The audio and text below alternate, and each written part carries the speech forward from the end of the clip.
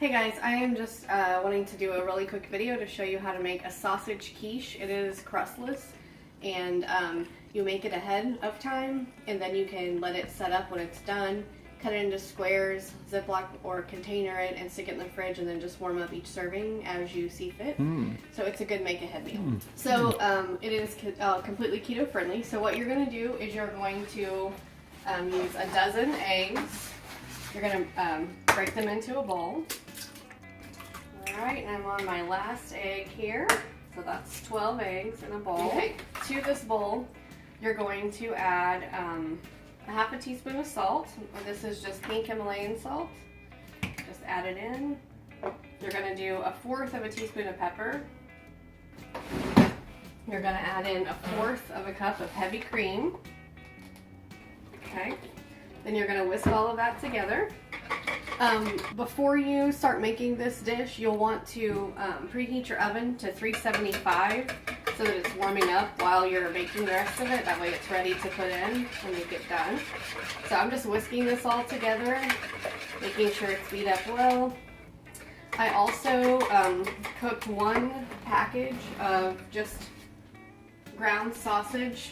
You can see here, just ground sausage, just brown it. I don't brown it all the way, leave it just a little bit because you are going to bake this in the oven again, so you don't want it to be like rubbery or hard. As you can see, the eggs are all beat up and ready. So we're going to just lay this aside for right now. The next step is to grate your cheese. Whatever you do, don't buy grated cheese already. It has a lot of additives to it that are not good for you, including potato starch and other nasty stuff like wood pulp. So I buy the block cheese. This just came from Aldi, and if you see this, my kids know that I'm picky. It says older one because I don't like our foods to be used first versus last. And I went shopping yesterday, so they mark it. I just use my food processor. I have a grater blade on it, and then put my top on. If you don't have a food processor, you have to get one. It's like the best thing I've ever had. You stick your cheese in, and then you turn it on and grate the cheese.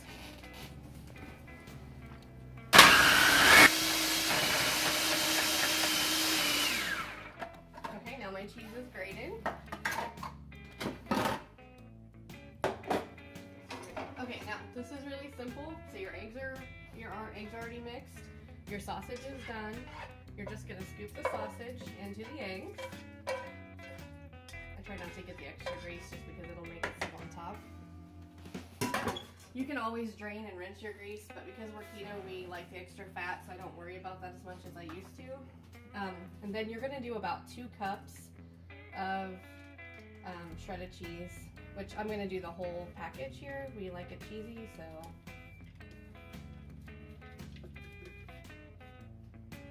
Okay, so I've got it all, the cheese, the sausage, and the eggs all in here. I'm just going to use my whisk and kind of mix this up a little bit so that everything's well mixed. I don't want any cheese sitting on top, that way it's mixed in with the eggs and melts. Gives it good consistency that way. Okay, now it's all stirred in. Kind of looks a little yucky, but that's what it looks like. Okay, now I'm going to put it in a 9x13 baking dish. Okay, I have a 9x13 baking dish. I've already sprayed it with an olive oil cooking spray. You can also use butter if you want, and melt it. Just make sure it has some sort of something. And all you do is pour this in. Make sure you get all your cheese. And then I just, again, take my whisk and kind of straighten it out so that it's not lumpy in one spot or another. That's basically it. Now I'm going to pop it in the oven. Again, 375. Make sure it's preheated.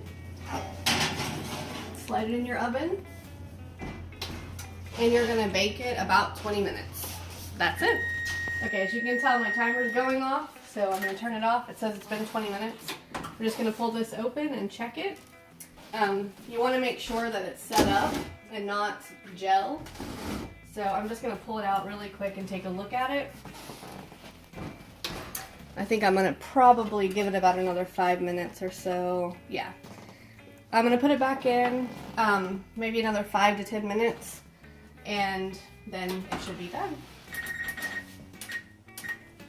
Okay, so I cooked the casserole additional 7 minutes, and then I just turned the oven off and let it sit for about 10 minutes or so. And so this is the finished product.